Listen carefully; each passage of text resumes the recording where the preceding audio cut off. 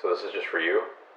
Well, I might put it in there, yeah. Just send, Well, a doctor in the Western world is forced to operate within an algorithmic environment in which they prescribe complex treatments based on pharmacological agents that basically presume the body to be a complex machine. And that is a very limited, that's basically cutting off the body from the mind complex and spirit complex. And what every doctor should do is cooperate at once between this algorithmic environment and the subtler environment, which is more difficult to characterize in conceptual language. And that subtler environment allows you to intuit a patient's, what are the purposes behind a patient's injuries and illnesses, and how you can send them love and wisdom, not only love through your very presence and interactions with them, and wisdom through how you formulate their treatment.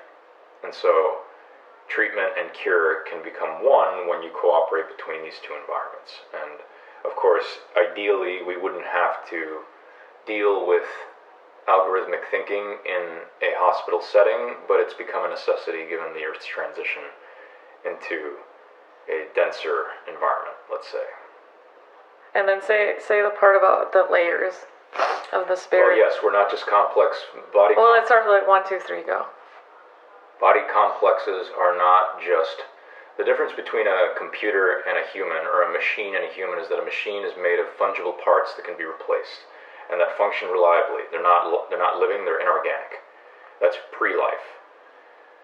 A living system is composed of quasi-living up to, we can start with the subcellular systems, which you could say are quasi-life forms. They are co-opted by life forms called cells, which we call the units of life. And then you have, you just have cytological, you have histological systems, which are tissues, and then you have organological systems, which are organs.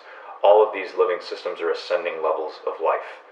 And you are being cooperated on multiple scales by many, many levels and layers of living system. And those living systems are making choices and are sensitive to higher order structures that you're generating, which we call emotions, ideations, sensations, and intentions.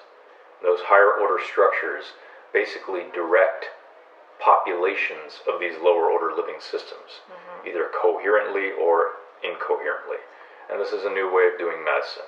It has to be spelled out in great detail, but it's what we call regenerative medicine, where you help these lower order living systems to regenerate and reconfigure according to higher order living systems. And we usually call those physiological and psychological, but it goes beyond that, because there are also society. You can tap into a societal living system that we could call a social memory complex.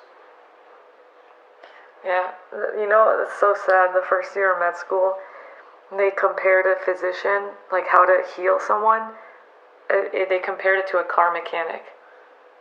Like, you have parts in the body that you have to heal, and then fourth year med school, they changed that narrative to you're a garden because you can heal yourself. Well, that's a good transition. I know, it was a weird, the way they changed it. The first one is training wheels. I mean, like I said, a computer, the components of a computer communicate with each other in space and time, whereas the components of a living organism communicate with each other across space and time and in non-space and non-time. And non-space and non-time means non-local and non-linear domains. And they, like I said, living systems make choices, whereas non-living systems are either completely randomized or mechanized. And when they're mechanized, that means that actually they are a type of living system. They're a mechanical living system. We haven't formulated it that way. But the greatest virtue of a computer part is that you can replace it, and it's completely reliable because it's completely mechanized.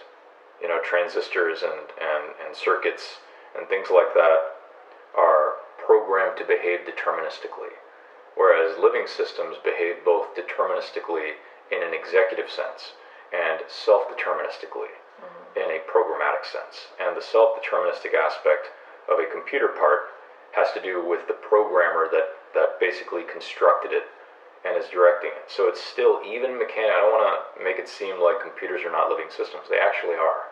But they're a metaphysical type of life form that we haven't yet defined, because once again, all living systems, everything is alive, first of all, and all living systems have mechanical and metaphysical aspects. And the mechanical aspect is what we usually notice because that's observable, and that's linear and local, whereas the metaphysical or programmatic aspect is not unobservable, but more so, again, we run into limits of natural language. But what we can say is that it's non-terminal, it's non-local, and it's non-linear. Meaning that you have eternal abstract structures which are intersecting with temporal mortal structures. And that intersection is the name of the game. We've been excluding that intersection. And that's natural, but we're now starting to realize that there's a metaphysical aspect to every system. Whether it's a subatomic system, a biochemical system, a cytological system, all the way to up to a societal system. So yeah, we're not complex machines once again, right? We have the very lowest level of our biological architecture can be thought of as a machine, but then you're excluding the metaphysical aspect, and that's also just kind of a misnomer. So the analogy is useful as a training wheel, but you have to move beyond the kindergarten analogy, because that's what it is. Yeah.